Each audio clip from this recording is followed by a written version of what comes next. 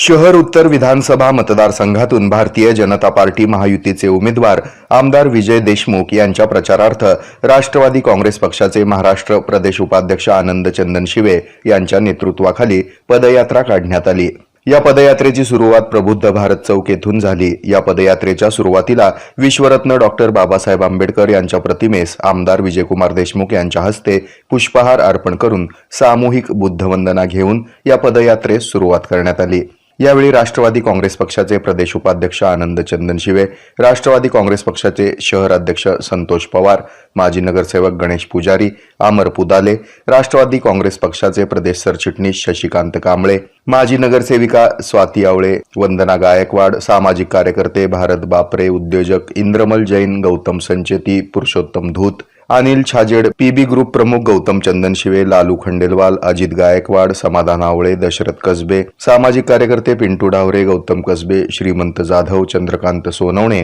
Dhammapala मैंदर्गीकर, Avinash Bhadkumbe, Gopinath Jadhav, Umesh Randive, PB group अध्यक्ष आदित्य चंदन शिवे, धनराज तळभंडारे, सिद्धार्थ सुर्वे आदी मान्यवरांची यावेळी उपस्थिती होती। ही पदयात्रा प्रबुद्ध भारत चौक, मिलिंदनगर, बुधवारपेठ येथील विश्वरत्न डॉक्टर बाबासाहेब आंबेडकर अस्थि विहार येथे वंदन करून मिलिंदनगर येथील मिलिंद बुद्ध विहार येथे वंदन करण्यात आलं। यानंतर छत्रपती शिवाजी महाराज यांच्या अश्वारूढ पुतळ्यास अभिवादन करून नरवीर तानाजी चौक, साठेचाळ, पठाण चाळ, लोकशाहीर, साहित्यरत्न अण्णाभाऊ साठे नगर, वीरकर गणपती भगवती मंदिर तसंच मुक्ताबाई साळवे नगर, वीरकर गणपती येथे पदयात्रेचा समारोप करण्यात आला। ढोल ताशा, फटाक्यांची आतिषबाजी आणि घोषणांनी परिसर दुमदुमून गेला होता। या पदयात्रेत महिलांची लक्षणीय उपस्थिती होती। सोलापूर शहर उत्तर विधानसभा मतदारसंघातून भारतीय जनता पक्षाचे आणि महायुतीचे उमेदवार विजयकुमार देशमुख यांना 20 नोव्हेंबर रोजी कमळ या चिन्हासमोरील बटन दाबून बहुमतानं विजयी करण्याचं आवाहन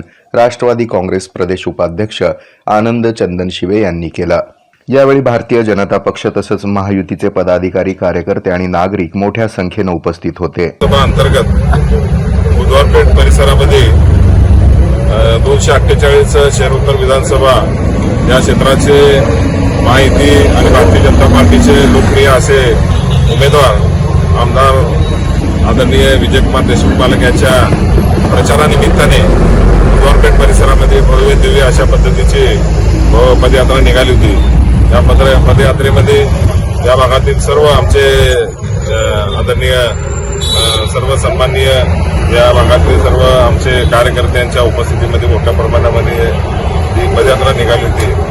सकाळी 10 वाजल्यापासून जवळजवळ दुपारी 2 वाजेपर्यंत अशा पद्धतीची पदयात्रा होती, जेणेकरून या भागाचा सर्वांगीण विकासाच्या दृष्टिकोनातून आजचा जो नागरिकांचा उत्स्फूर्त प्रतिसाद होता, आमच्या या भागातून प्रचंड मोठ्या प्रमाणामध्ये एक मताधिक्य मिळवून देण्याचा या ठिकाणी आमचा प्रयत्न असणार आहे। बुधवारपेठ असेल, बुधवारपेठ असेल, मातोश्री बाबासाहेब आंबेडकर असेल,